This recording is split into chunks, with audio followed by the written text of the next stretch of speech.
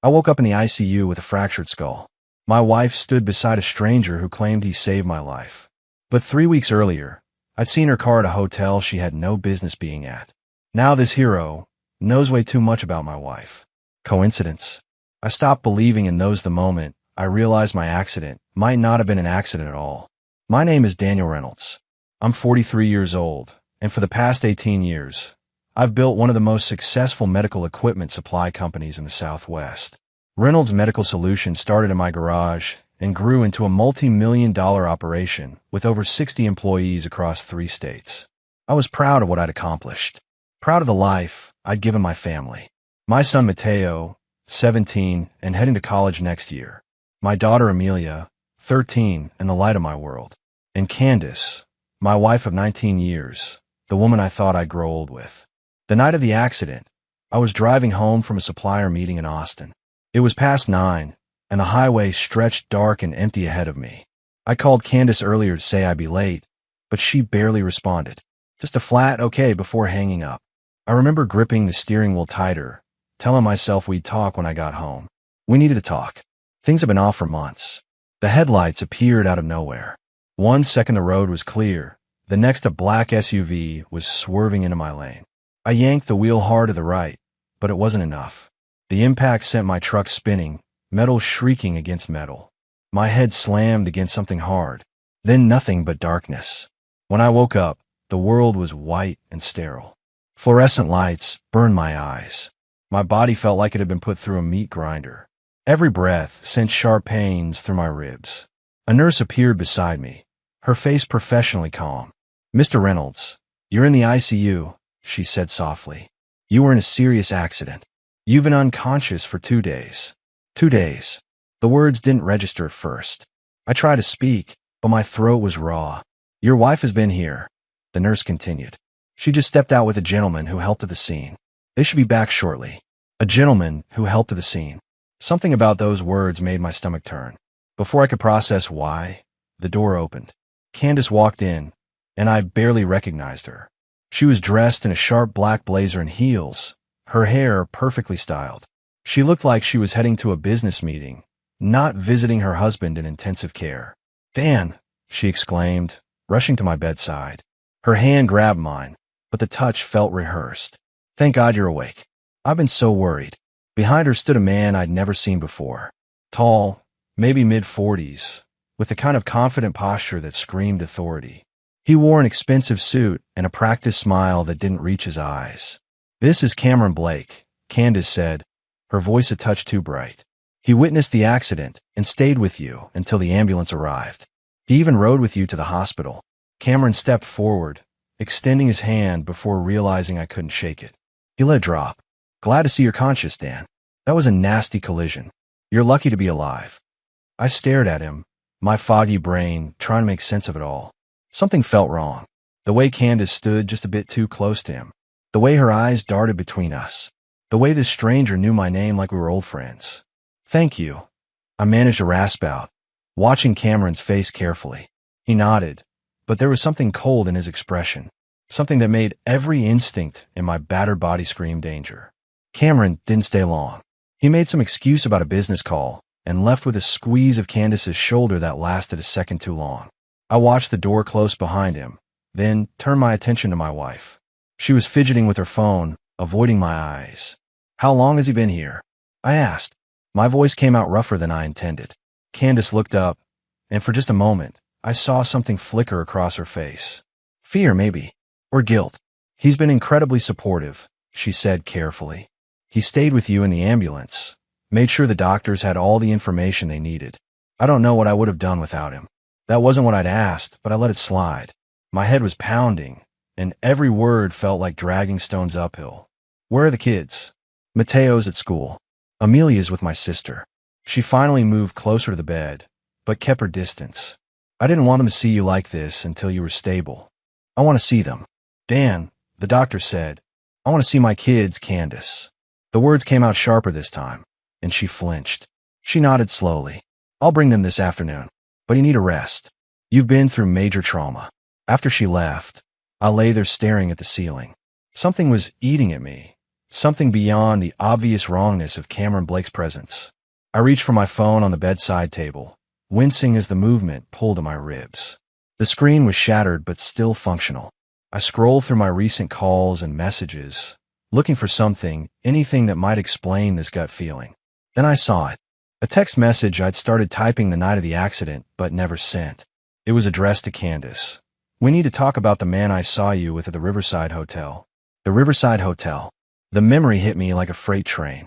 3 weeks ago, I'd driven past it on my way to a late meeting. Candace's silver Mercedes had been parked in the lot.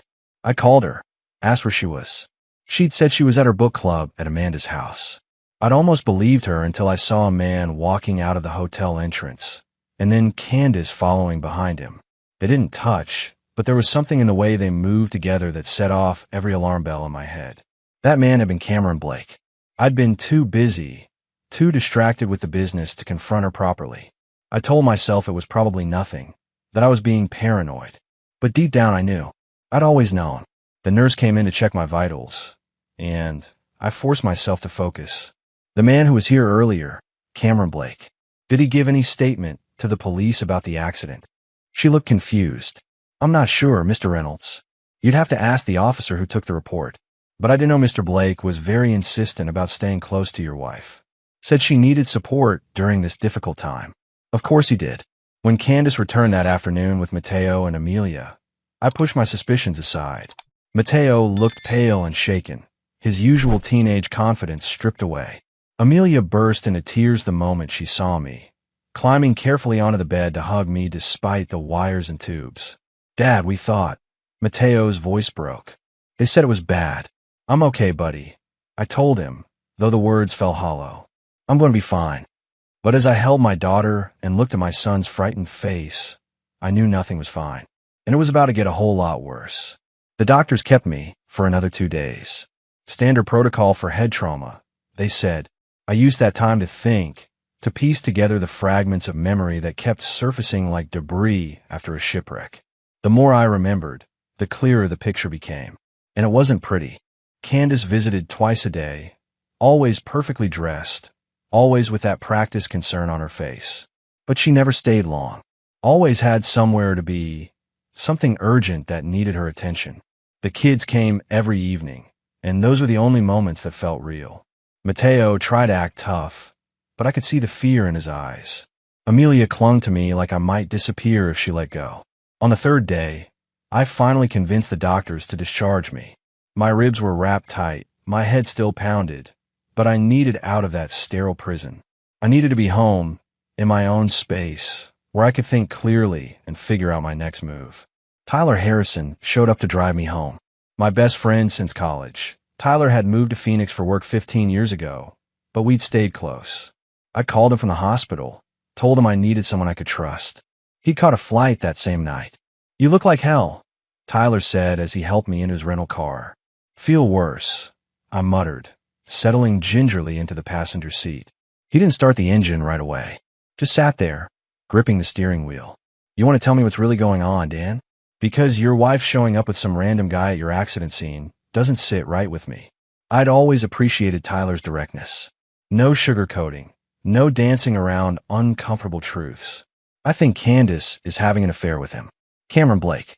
I saw them together at a hotel 3 weeks ago." Tyler's jaw tightened. "You sure?" "No, but my gut is." I told him about the text message I'd started to write, about Cameron's convenient presence at the crash. When I woke up in that ICU and realized my wife's lover might be responsible for putting me there, I knew I had to act. I just don't know how yet. "First thing we do is get proof," Tyler said, starting the car. "You can't go to war on a hunch. We need evidence."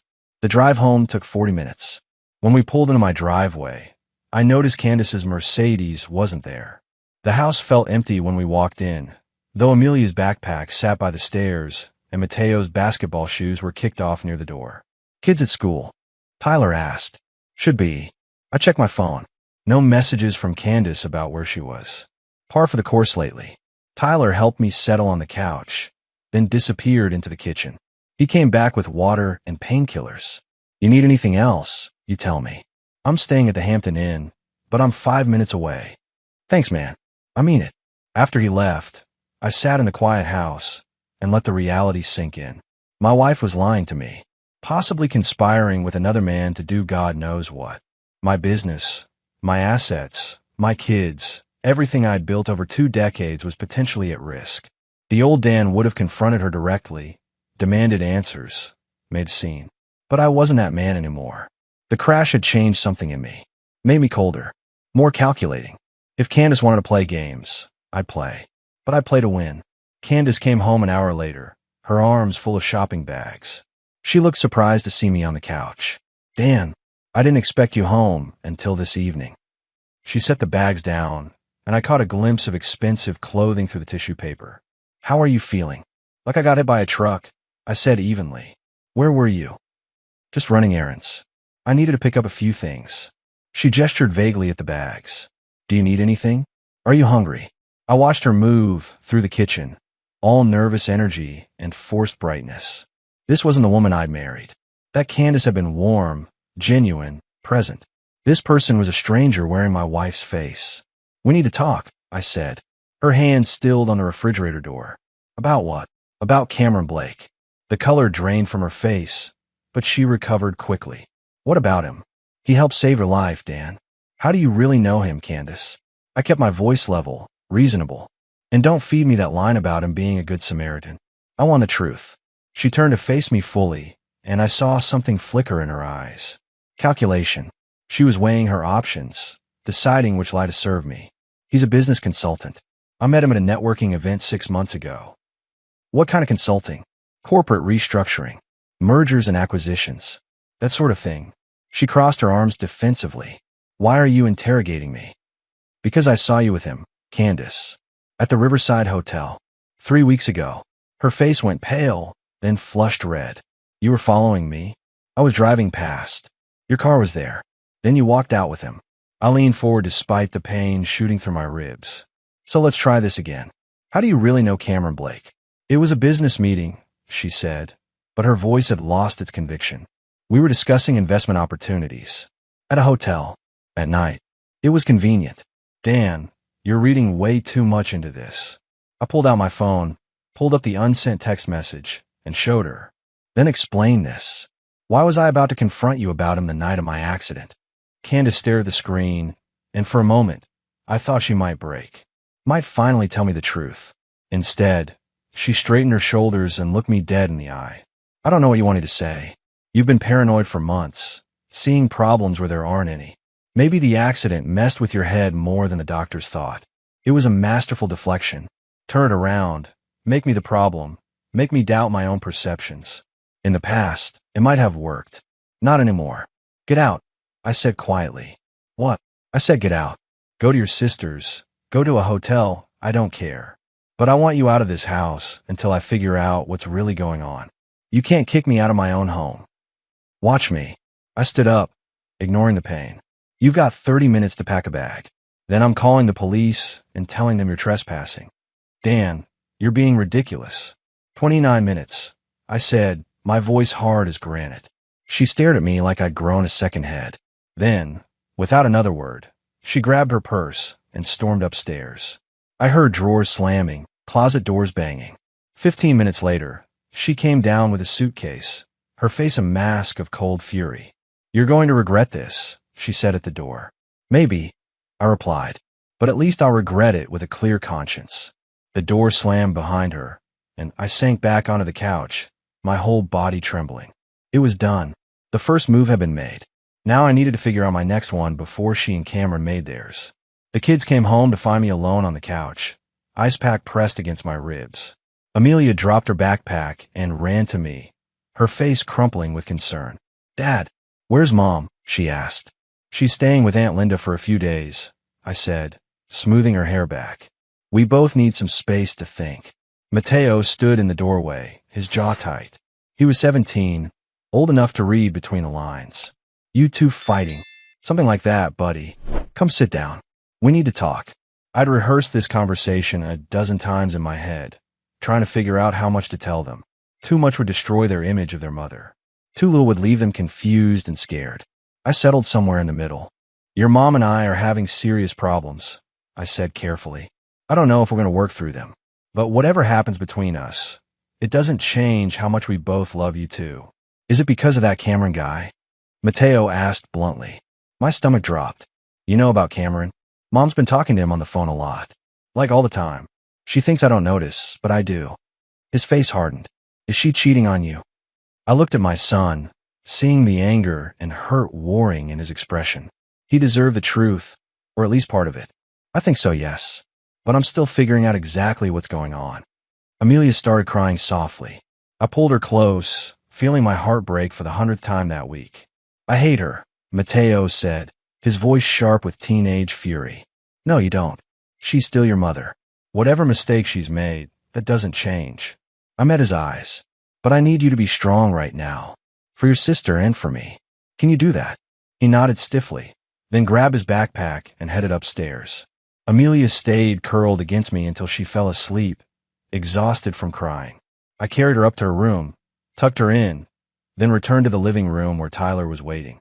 That went about as well as could be expected, Tyler said quietly. Yeah. I dropped back onto the couch, suddenly exhausted. What did you find? Tyler opened his laptop. Cameron Blake, 55 years old, originally from Chicago. Runs a consulting firm called Blake Strategic Solutions. Specializes in what he calls marital asset optimization, which means he helps people screw over their spouses in divorce proceedings, sets up shell companies, hides assets, creates paper trails that make everything look legitimate. Tyler scrolled through more information. He's been sued 4 times. All cases settled out of court. Guy's a professional homewrecker. My hands clenched into fists. How long has Candace been working with him? Based on his retainer agreements, he requires a 6-month minimum engagement. So if she hired him around the time you saw them at the hotel, they've been planning this for at least 3 weeks. Probably longer. And the accident? Tyler's expression darkened. I talked to a buddy who works in accident reconstruction. He pulled the police report. The other vehicle left paint transfer on your truck. Black paint, consistent with a late model SUV. Cameron Blake drives a black Range Rover. The room spun. He ran me off the road. Looks that way. Can't prove it yet, but we're working on it. The next morning, I forced myself to go into the office.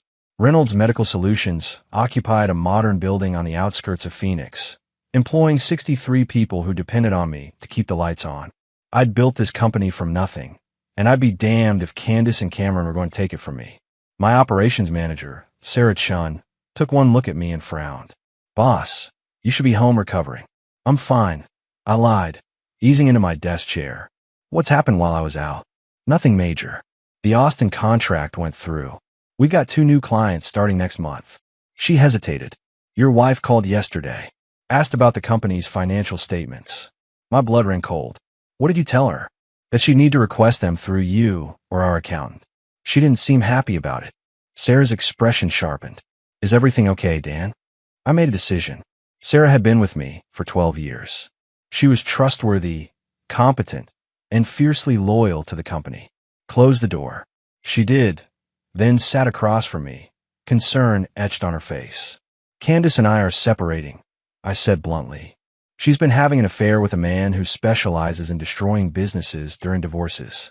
I need you to do something for me, and I need you to keep it completely confidential. Anything. Freeze all discretionary spending. No new contracts over $10,000 without my explicit written approval. And I need you to work with our accountant to move our operating funds into a separate account that only I can access.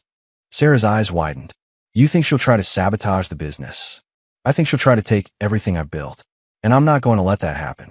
Over the next 3 hours, Sarah and I worked methodically to protect the company. We changed passwords, updated signature authorities, and created a paper trail that would make it nearly impossible for Candace to access anything without going through multiple layers of approval. By noon, my phone was ringing. Candace's number flashed on the screen. I let it go to voicemail. She called 3 more times, each message progressively angrier. Finally, she sent a text. We need to talk about the business accounts. Call me. I texted back. Talk to my lawyer. Her response came immediately. You're making a huge mistake. I stared at those words, feeling nothing but cold determination. She was right about one thing. Someone was making a huge mistake. But it wasn't me. Tyler showed up at my office that afternoon with more information. Found something interesting, he said, spreading photos across my desk. Cameron Blake at the Riverside Hotel with Candace. Multiple dates over the past 2 months. How'd you get these? Hotel security footage. Had a friend pull it. He pointed to one image. This is from 2 days before your accident. They're looking at documents. Can't see what they are, but Candace looks pretty intent. I study the photos, bile rising in my throat. My wife and her boyfriend planning my destruction in a hotel room while I work my tail off to provide for our family. There's more, Tyler said grimly. Cameron's got a history. 3 previous clients, all men who ended up losing their businesses in divorces. 2 of them filed police reports claiming their accidents weren't accidents. Nothing was ever proven, but the pattern's there. He's done this before. The realization settled over me like a weight. Multiple times. And he's never been caught. I leaned back in my chair, mind racing. Cameron Blake thought he was untouchable. Thought he could destroy another man's life and walk away clean. But he'd made one critical error. He'd underestimated me. Give me everything you can on his previous cases, I said. Names, dates, court records. If there's a pattern, we're going to expose it. And then we're going to make sure he never does this to anyone else. Candace filed for emergency custody 3 days after I kicked her out. The petition claimed I was mentally unstable, that my injuries had affected my judgment, that I was putting the children at risk. It was a calculated move, designed to hurt me where I was most vulnerable. Tyler drove me to the emergency hearing. My lawyer, Patricia Bowman, met us outside the courthouse. She was in her 50s, sharp as a tack, with a reputation for eating opposing counsel alive. They're going to claim you're unfit, Patricia said as we walked in. Post-traumatic stress from the accident, paranoid delusions about your wife. Standard playbook for this kind of thing. Can they win? Not if I have anything to say about it. She smiled grimly. I've got the hotel photos, Cameron's background, and statements from both kids about their mother's behavior. Judge Hamilton doesn't suffer fools, and Candace's lawyer is about to look like the biggest fool in Arizona. The hearing was brutal. Candace's attorney, a slick younger guy named Preston, painted me as an unstable man who'd thrown his wife out in a fit of rage. He emphasized my head injury, suggested I needed psychiatric evaluation before being around the children unsupervised. Then Patricia stood up. Your Honor, may I present Exhibit A?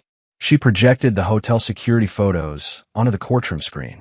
Mrs. Reynolds with Cameron Blake, a consultant who specializes in destroying marriages for profit. Multiple meetings over 2 months. Candace's face went pale. Preston objected, but Patricia steamrolled over him.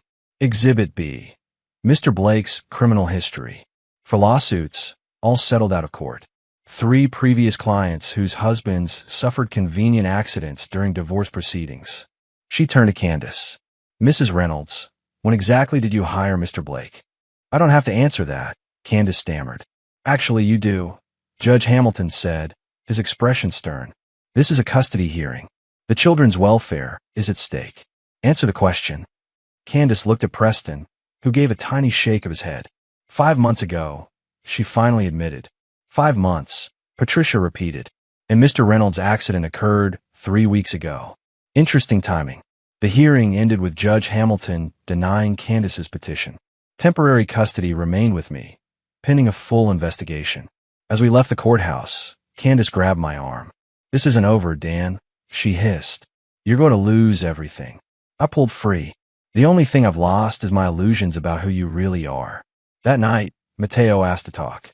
We sat on the back patio, the desert air cooling as the sun set. I heard what happened in court today, he said quietly. Mom really hired that guy to go after you. Yeah, she did. I don't want to see her anymore. His voice was hard, older than his 17 years. What she did to you, to our family, I can't forgive that. I put my hand on his shoulder. You don't have to decide that right now.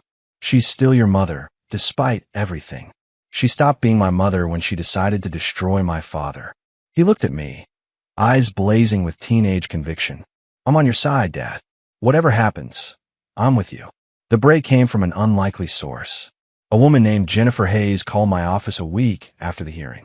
Sarah transferred her to me, noting that she'd seemed desperate to speak with me personally.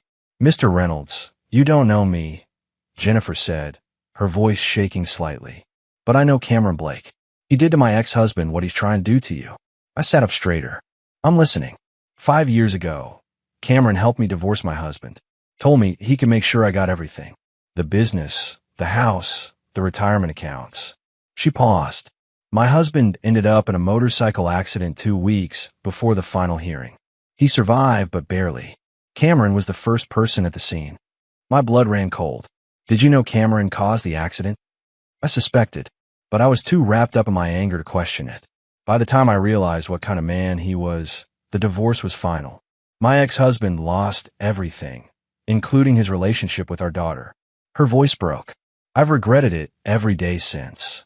Why are you telling me this? Because I saw the news about your custody hearing. I recognize the pattern, and I can't stay silent anymore. She took a breath. I have recordings, Mr. Reynolds. Conversations with Cameron where he talked about his methods. I kept them as insurance, in case he ever turned on me. I want to give them to you. We met at a coffee shop the next morning. Jennifer was petite, mid-40s, with the haunted look of someone carrying heavy guilt. She handed me a thumb drive. Everything's on here. Him discussing how to stage accidents, how to manipulate court proceedings, how to hide assets. It's all there. Tears filled her eyes. I can't undo what I did to my ex-husband, but maybe I can help you. I squeeze her hand. Thank you. This takes courage. It's not courage. It's penance. She stood to leave, then turned back. Mr. Reynolds, don't let them break you. Men like Cameron, they count on their victims giving up. Don't give up. Tyler and I reviewed the recordings that afternoon.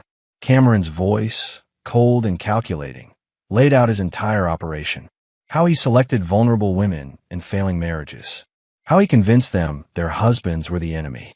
How he orchestrated accidents when direct confrontation seemed likely. This is gold, Tyler said. With this and the hotel photos, we can destroy him. We need to be careful, I replied. If Cameron realizes we have this, he'll disappear. Then we move fast. Get this to your lawyer, to the police, to anyone who'll listen. That evening, I made copies of everything. Sent one to Patricia, one to a detective friend, one to a local investigative journalist. By morning, Cameron Blake's world would start crumbling. But first, I had one more call to make. Candace, I said when she answered. We need to talk. Face to face. She was silent for a moment. Why? Because I'm giving you one chance to do the right thing. One chance to walk away from Cameron before everything collapses. I kept my voice level. After tonight, that option disappears. I'm not afraid of you, Dan. You should be afraid of the truth. It has a way of destroying everything in its path. We agreed to meet at a neutral location, a park near our old neighborhood.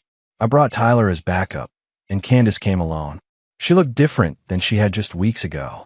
Thinner, with dark circles under her eyes, and none of her usual polish. What do you want?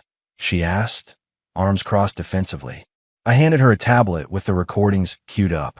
Listen to this. All of it. Then tell me if you still want to stand by Cameron Blake. Candace listened to the recordings in silence, her face growing paler with each minute. When Cameron's voice described staging accidents, manipulating court proceedings, and destroying families for profit, she closed her eyes. He told me it was all legitimate. She finally said, her voice hollow, that we were just protecting my interests in case of divorce. Did you really believe that? I asked. Or did you just not want to know the truth? She looked at me then, really looked at me, and I saw something I hadn't seen in months. Genuine emotion. Regret, maybe, or just fear of what was coming. What happens now? She asked quietly. Now you have a choice. I took the tablet back. You can keep standing by Cameron, keep lying, and watch everything collapse around you. Or you can tell the truth. Cooperate with the investigation. Testify about what he told you, what he planned. He'll destroy me if I turn on him. He's already destroyed you, Candace. You just haven't realized it yet. I stood up. The police already have these recordings. They're coming for Cameron, probably within 48 hours. The question is whether you're going down with him, or whether you're going to save yourself and think about our children for once. Tyler had been standing at a distance, giving us privacy. Now he approached, handing Candace a business card. That's Detective Morrison. He's handling the investigation into your husband's accident. Call him before Cameron lawyers up and pins everything on you. Candace stared at the card, her hands trembling. I never wanted anyone to get hurt. I just wanted out. Then you should have asked for a divorce, I said. Instead, you hired a criminal and nearly got me killed. She started crying then, real tears that smeared her makeup. I'm sorry, Dan. God, I'm so sorry. Sorry doesn't fix this. But the truth might. I turned to leave, then stopped. The kids deserve better than what you've become. If you have any love left for them, do the right thing. 2 days later, Cameron Blake was arrested at his office. The charges included conspiracy to commit murder, fraud, and racketeering. Jennifer's recordings, combined with Candace's testimony, built an airtight case. Candace had called Detective Morrison the night of our meeting, spent 6 hours giving a statement, and agreed to cooperate fully. The betrayal cut deep, Cameron's lawyer argued, but the evidence was overwhelming. 3 previous cases with similar patterns. Financial records showing payments to associates who'd staged the accidents. And Candace's testimony about what Cameron had told her about removing obstacles. Mateo watched the news coverage with grim satisfaction. Good. I hope he rots in prison. Amelia was quieter, processing everything in her own way. She'd asked to see Candace once, a supervised visit where her mother had apologized and tried to explain. Amelia had listened, then said simply, "You hurt Dad. You hurt all of us. I don't know if I can forgive that." 18 months later, I stood in the empty warehouse that would become Reynolds Medical Solutions' new distribution center. The company had grown 30% since the divorce, landing contracts with 2 major hospital networks. Turns out, almost dying and then publicly fighting off a conspiracy makes for good press. The divorce had been finalized 8 months ago. Candace received a small settlement and supervised visitation with the kids. Cameron Blake was serving 27 years in a federal prison, and 3 of his previous victims had filed civil suits. Jennifer Hayes had become an unlikely friend, helping other survivors of similar schemes find their voices. Mateo had just finished his first semester at Arizona State, studying business. He called every Sunday, and we'd started rebuilding the relationship that had been strained by years of my workaholism. Amelia was thriving in high school, playing soccer and acting in the drama club. She still had therapy once a week, working through the trauma of watching her family implode. Tyler had moved back to Phoenix, becoming Reynolds Medical's chief operating officer. He stood beside me now, reviewing the warehouse plans. "You did good, Dan," he said. "Most guys wouldn't have survived what you went through. Didn't have a choice. Had 2 kids counting on me. That's what made the difference. You fought for something bigger than yourself." My phone buzzed. A text from Amelia. "Dad, can we do movie night tonight? Mateo's coming home for the weekend." I smiled, typing back, "Absolutely. Your pick." Tyler noticed my expression. "The kids." "Yeah, family movie night." I pocketed the phone. You know, for a while there, I thought Cameron and Candace had destroyed everything. But they didn't. They just burned away the parts that weren't real. Heavy philosophy for a Tuesday. I'm a changed man. I grinned. "Come on, let's finish this walkthrough. I've got a date with my kids and whatever terrible movie Amelia picks." As we walked through the warehouse, I thought about the journey that had brought me here. The accident, the betrayal, the fight for my family and my company. It had nearly broken me. But nearly isn't the same as completely. I'd learned that strength isn't about never falling down. It's about getting back up, even when every bone in your body screams to stay down. It's about protecting what matters, fighting for truth, and refusing to let someone else's darkness extinguish your light. That night, with Mateo and Amelia on either side of me on the couch, arguing good-naturedly about whether we were watching a comedy or action movie, I felt something I hadn't felt in years. Peace. Not the absence of problems, but the presence of purpose. Cameron and Candace had tried to take everything. Instead, they'd given me something unexpected, clarity, about who I was, what I valued, and what kind of man I wanted to be.